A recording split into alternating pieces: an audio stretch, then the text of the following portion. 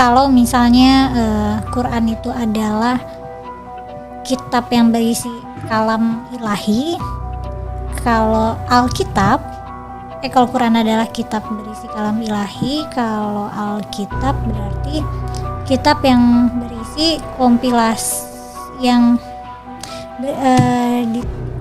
kompilasi ajaran Yesus yang ditulis oleh para murid-muridnya gitu. Ya, penulis itu punya bagaimana saya ini adalah murid Yesus nih, gitu, saya murid Yesus. Jadi sekarang ini loh ajaran Yesus begini. Gue tuh dengar Yesus ngomong begini, gini. Ini loh Yesus ketika ketemu dengan ini begini, gitu. Nah itu kemudian itu kan catatan saksi mata Matius, Markus, Lukas, Yohanes yang kita sebut sebagai Injil. Definisinya akan berbeda pada Injil yang Islam mengerti. Oh iya, apa bedanya? Islam mengertinya kan Injil itu seperti Quran yang dipercayakan kepada Muhammad, Injil dipercayakan kepada Isa. Iya. Tidak. Injilnya Kristen itu bukan kitab yang diturunkan kepada Yesus.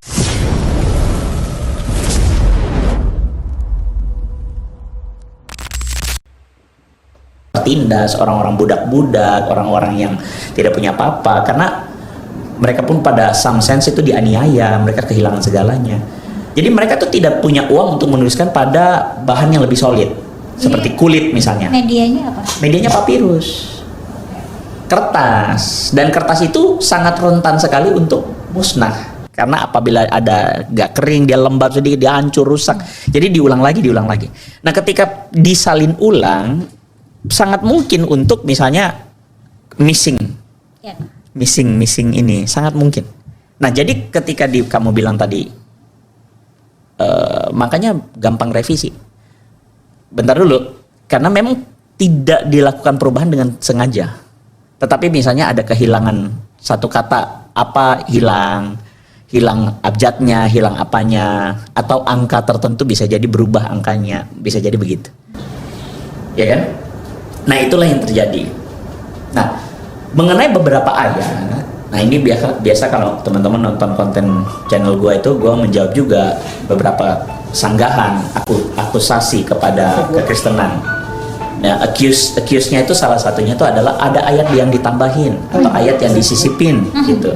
Nah ayat yang dia katakan sisipin itu adalah sebagian mereka yang menyalin ulang, terus kemudian mereka bilang ini nih ditafsir, jadi ayat ini maksudnya apa, dikasih catatan pinggir. Karena memang tidak harus seliteral itu. Betul.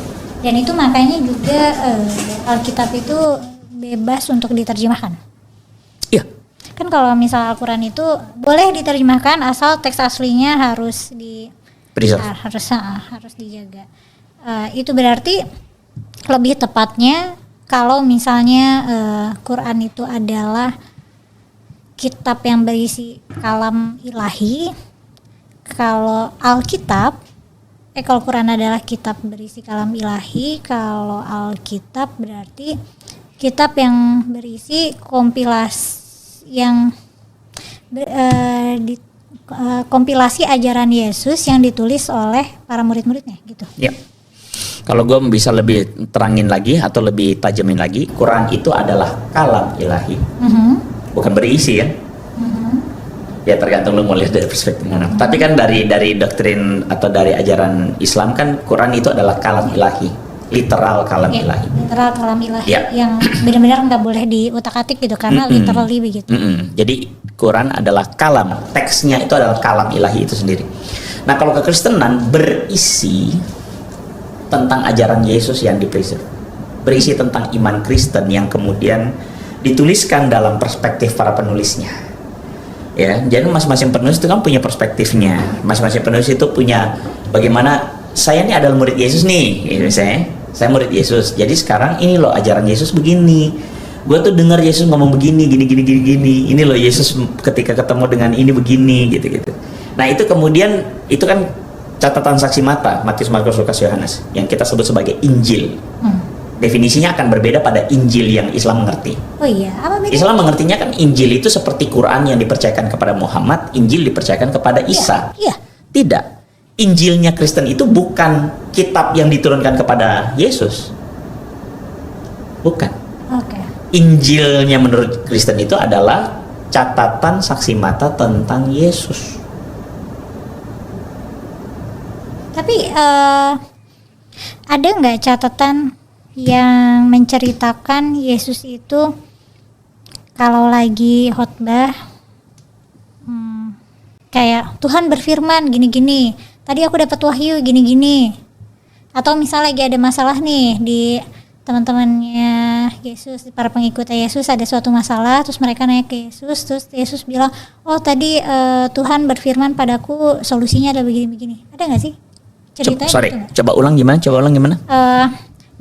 Dalam ceritanya Yesus, ya ini pemahamanku ya, karena yang aku pahami Quran itu adalah wahyu Tuhan untuk Muhammad, Injil itu adalah wahyu Tuhan untuk Isa.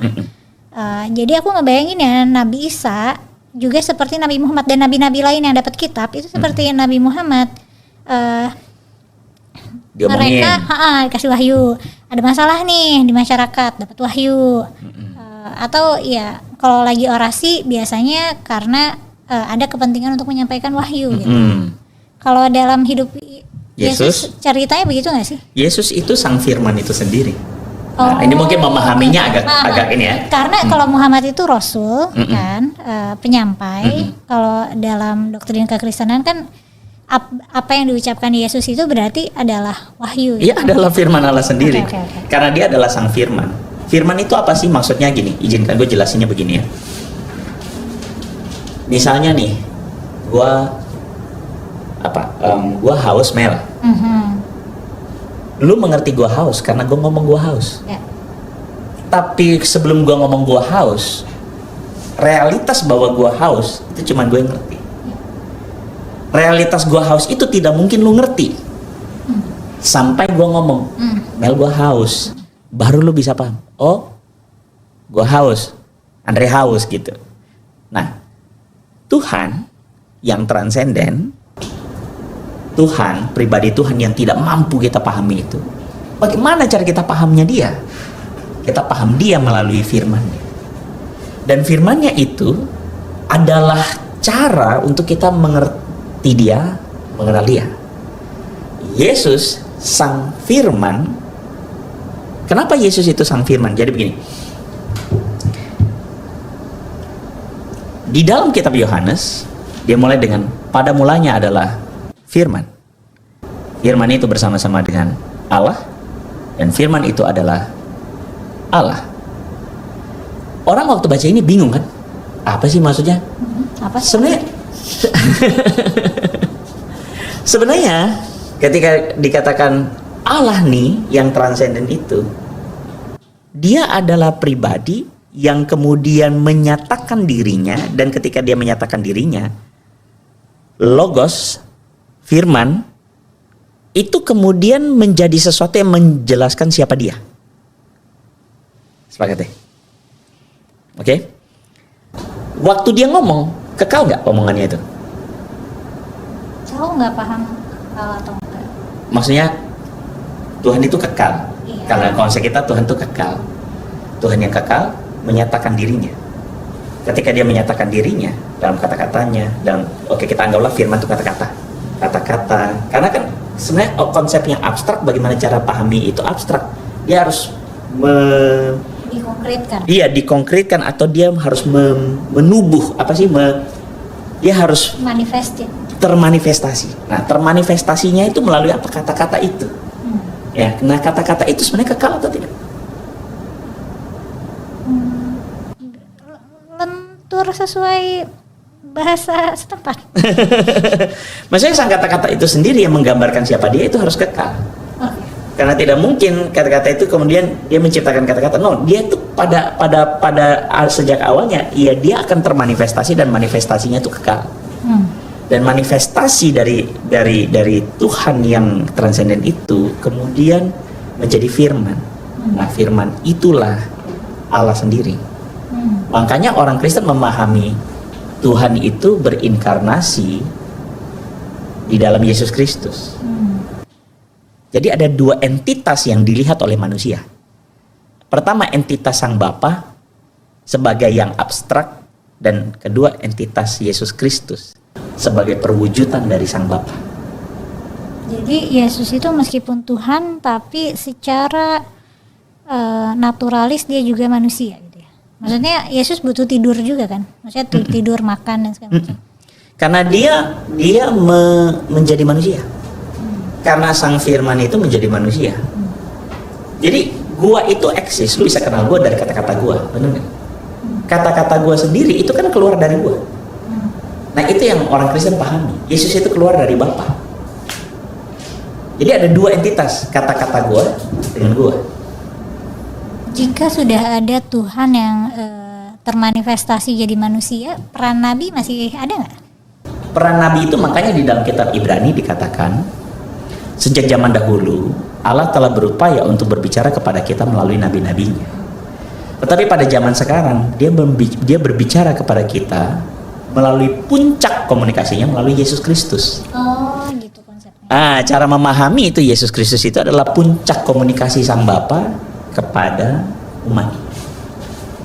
Jadi ketika Yesus berbicara, itulah firman. Itulah Sang Firman. Dan firman yang ketika orang Kristen tidak memahaminya, ketika Yesus ngomong begitu, nggak boleh dikurangin hurufnya, nggak boleh dikurangin kata-katanya. Enggak. Orang Kristen tidak memahami secara literal kata-kata itu, tapi orang Kristen memahaminya apa sih sebenarnya intinya. Misalnya nih, ada ayat di Alkitab, bunyinya janganlah minum kopi terlalu pekat misalnya. Nah, tapi kemudian aku kutip secara tidak verbatim gitu. Bukannya sesuai dengan bunyi ayat gitu, janganlah minum kopi terlalu pekat, tapi aku bilangnya tidak boleh minum kopi hitam misalnya. Itu tuh aku akan dianggap misquote nggak? Enggak. Itu tetap nggak apa-apa. Berarti mengutip secara tidak literal pun nggak apa-apa. Nggak apa-apa. Dan apakah jika misalnya nih ada Alkitab cetakan tahun 70 gitu misalnya, dengan gaya bahasa tahun 70, ini Alkitab bahasa Indonesia gitu. Nah terus dicetak lagi nih tahun 2025 dengan menyesuaikan kosakata yang memang sudah kita pakai gitu. Misalnya kalau tahun 70 mungkin mereka masih pakai kata jatmika, kita udah pakai sopan santun gitu loh. Ih, gue nggak tahu kata jatmika itu artinya sopan santun. Serius? Gue nggak tahu itu. Siap, oke Mel, lanjut. Yang kayak gitu, misalnya ganti kata-kata kayak gitu nggak? Oh, jatmiko itu artinya itu. Jadi kalau gue ketemu Pak Jatmiko, ya itu sopan santun. Sopan. Oke, terima kasih. Atau misalnya dulu masih pakai kata bahwasannya gitu, ya udah dipakai bahwa aja. Kalau misalnya ada perubahan kayak gitu karena perbedaan penggunaan bahasa, itu nggak apa-apa juga. Nggak apa-apa. Karena kan yang mau disampaikan adalah message-nya, bukan teksnya yang mau disampaikan. Gitu. Ya, selama value-nya itu tersampaikan, itu yang lebih penting daripada mempreserve kata-katanya. Legitimatornya siapa? Gereja berarti. Legitimator apa nih? Kata apa yang mau dipakai di Alkitab? Maksudnya kalimatnya harus bagaimana nih? Misalnya kalau ada revisi karena bahasa gitu. Pada Alkitab yang kita pegang. Pada Alkitab yang kita pegang. Lembaga-lembaga, dan kalau di Indonesia kan mengenal sebenarnya ada beberapa lembaga, tapi orang banyak tahu tuh Lembaga Alkitab Indonesia, LAI. Itu yang banyak orang tahu hari ini. Sebenarnya ada beberapa, dan sebenarnya apakah LAI satu-satunya yang berhak? Ya sebenarnya enggak juga, kalau menurut apa yang gue lihat ya. Jadi maksudnya gini, legitimatornya apa? Begini, sebenarnya mungkin untuk ngomong legitimatornya apa itu adalah sesuatu yang bukan pertanyaan paling esensialnya. Tapi apakah orang-orang yang menerjemahkannya itu capable atau tidak? Itu pertanyaannya sebenarnya. Bukan legitimatornya itu siapa, tapi apakah orang-orang ini capable tidak untuk kemudian menerjemahkannya dalam bahasa hari ini? Itu. Nah, orang-orang yang memang berada di balik penerjemahan Alkitab itu bisa aku bilang adalah orang-orang yang capable karena memang mereka studi teologi, studi bahasa asli dan sebagainya, dan mereka mencoba untuk merelevankan itu pada konteks hari ini dengan bahasa yang tadi kamu bilang. Karena terjemahan Alkitab pun, Mel, sebenarnya ada terjemahan Alkitab bahasa sehari-hari, ada terjemahan Alkitab. Terjemahan itu bisa spektrumnya antara yang literal sama yang sangat sehari-hari, gitu, Mel. Oke.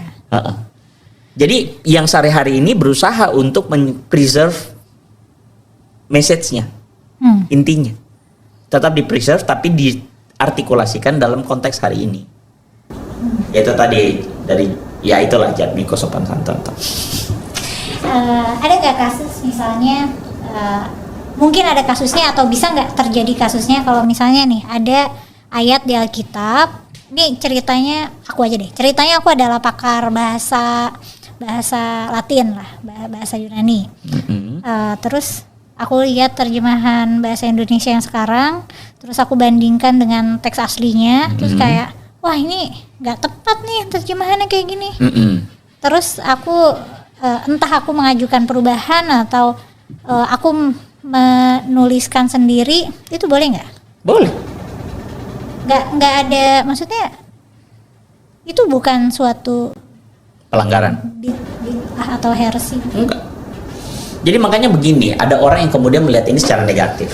Lihatnya negatif apa? Tuh kan, Kristen tuh apa-apa boleh, nggak terkendali dan sebagainya. Kalau menurutku ya, pada tataran akademisi itu pemberangusan. Setuju nggak? Dalam tataran akademisi setiap orang punya sebuah independensi.